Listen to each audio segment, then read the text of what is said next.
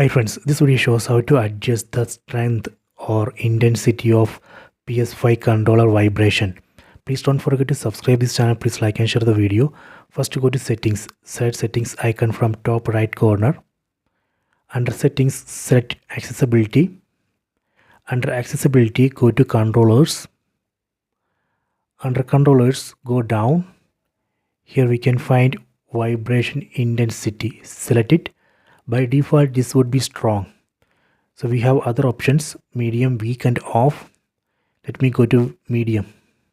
So this way we can reduce the intensity of vibration. Go to weak. We can even turn off. Okay, so this way we can adjust intensity of vibration. Similarly, we can adjust intensity of trigger effect. Select it. Here also we can find strong, medium, weak and off. Okay, so this way we can adjust intensity of PS5 controller vibration and trigger. I hope you have enjoyed this video. Please subscribe this channel. Please like and share the video.